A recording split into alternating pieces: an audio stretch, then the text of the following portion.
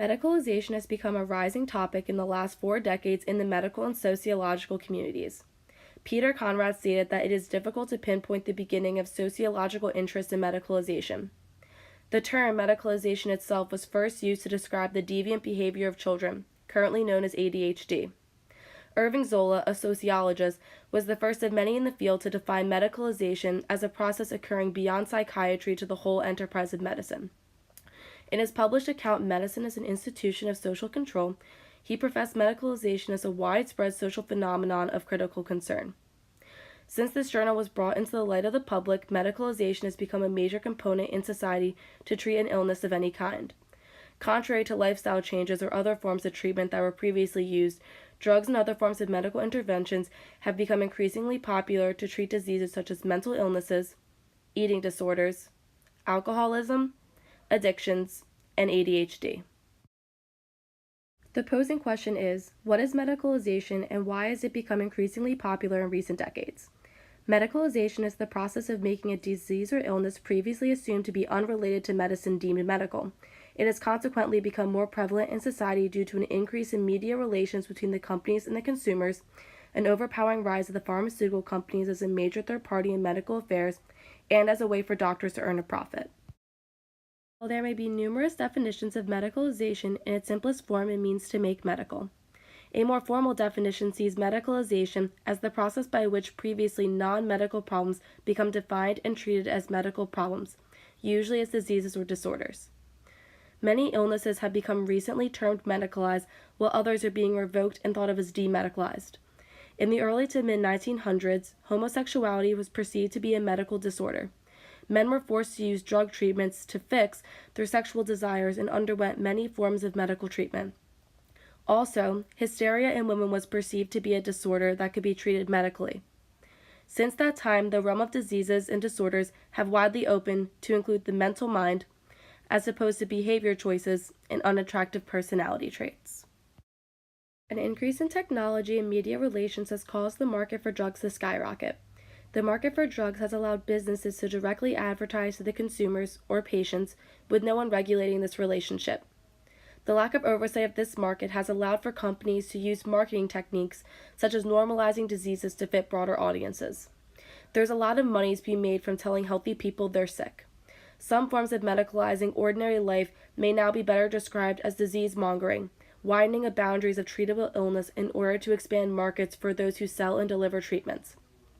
In 1992, the pharmaceutical companies created an antidepressant drug known as Paxil. Commercials aired displaying the drug as a way to help those suffering from major depression. However, in the mid-1990s, depression was not as well diagnosed as it is today, and the drug was not as successful as many thought it would be. About 10 years later, the exact same drug, Paxil, was put on the market but under a different treatment plan. Marketers of the company displayed the same drug in a way that could get a stronger audience. Paxil was displayed as a way to treat shyness and social anxiety. Social anxiety disorder is an intense, persistent fear and avoidance of social situations. Over 10 million suffer. Do you? Does an unreasonable fear of embarrassment cause you to avoid most social interaction? Is your anxiety around people so intense it can feel like a panic attack? Has this overwhelming anxiety significantly impaired your work or social life? Now Paxil, the only medication proven effective for social anxiety disorder, offers new hope. Paxil can help you overcome your anxiety so that in time, with your doctor's help, you may move toward recovery. Paxil is not for everyone. Tell your doctor what medicines you're taking. People taking MAO inhibitors shouldn't take Paxil. Side effects may include decreased appetite, dry mouth, sweating, nausea, constipation, sexual side effects in men and women, yawn, tremor, or sleepiness. Will you ask your doctor for more information about Paxil? Do it today. Your life is waiting. How did the people in the commercial look? Odd, depressed, or just like a normal human being on a bad day? By normalizing the symptoms of a disease, businesses are reaching out to a select audience. Didn't the people at the end of the commercial look like they had more confidence, more freedom? That is how a company can sell a sickness. The United States is one of 2 countries in the world to allow the pharmaceutical companies to directly communicate to the consumers in their market and display the drug in a way that benefits them. They have the power to influence the drug market more so than ever before.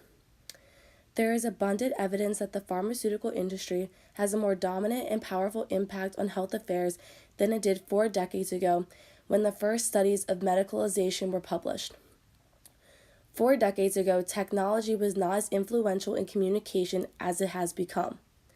Television advertisements, social media postings, and other media center acts have allowed the pharmaceutical company to become very influential in the doctor-patient relationship.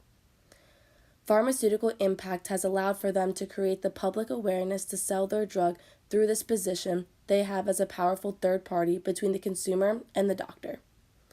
The most prominent way to make a drug profitable is for companies to broadcast their drug in a way that promotes buyers. As previously discussed, selling sickness is a result of the power of the pharmaceutical companies. They, the pharmaceutical companies, are lessening the seriousness of the illness and are promoting it by hiring victims and experts who have the disease to a lesser degree typically, so people can relate to them and get the proper help they think they need. The rise of influence from the pharmaceutical companies had become a strong driving force for the concept of medicalization and will be as long as the power remains within this third party. Doctors are playing a significant role in the process of medicalization. Doctors are also becoming victims to the pharmaceutical companies and as a result are influencing how they treat their patients. Whenever a doctor is prescribing a drug to a patient, a portion of what is sold is paid to the doctor, therefore influencing which drugs are being prescribed. Doctors are selling the most expensive drugs in order to make the highest profit. In an effort to stop this, bills have been presented to Congress as a form of prevention against these bribes taken by doctors. As opposed to previous decades, doctors quickly prescribe a drug as a means cure-all, whereas doctors used to implement lifestyle changes. Healthization was the concept of improving the quality of a person's life through diet, exercise habits, and natural stress relievers such as stretching. These changes can be in place of many drugs to treat people as a precaution, not a reaction. The United States falls into a sick care system run by the doctors through these bribes taken. The more drugs sold, the greater profit gained. Doctors are exhibiting vast control over the medical market and are pushing patients to use medical endeavors instead of healthy habits to help one live a better life. Among the rise of medicalization, there have been multiple positive and negative outcomes. In a positive light, medicalization helps treat those truly suffering from a disease and allows them to seek treatment. Also, it helps increase the amount of different diagnoses so people can get help for the specific symptoms they are experiencing, not just vague categories used in previous decades. However, there are multiple negative aspects of medicalization. Mainly, medicalization leads patients to want quick solutions as opposed to long-term lifestyle changes. Also, it prevents people from seeking alternative help if medicine is not properly working. Medicalization has greatly increased its influence in the lives of people in every society in the United States. With newly funded medical research, doctors have become closer to finding cures for diseases such as cancer, abnormal birth conditions, and thousands of other illnesses. However, among the breakthroughs, people are finding ways to take advantage of this rise in research and using it to benefit oneself. Those with diseases are using their medicalized status as the way to get out of social expectations. Social consequences: extending the sick role, excusing an individual from social roles and expectations. Also, attention may be deflected from society towards the individual. Patients are using their role as a social advantage. However, the patients are the victim of the affair. The outrageous costs of medicine have made treatments almost unbearable to manage financially. As a way for patients to get diagnosed and get support at a lower level cost, people are looking online for support groups where they can feel a sense of reassurance and community through the disease. People have been positively and negatively affected by medicalization for years. Medicalization cannot be changed, and it should not be. It has caused a significant improvement in human lifespan and has helped cure many forms of diseases. However, any current system can be improved by future generations who learn from the past. It is important to incorporate both a healthy lifestyle with medicine to promote an overall better life for thousands of people. Being only focused on habits in the early 1900s was not sufficient enough to help people, and medicine alone does not help a person prevent these diseases beforehand.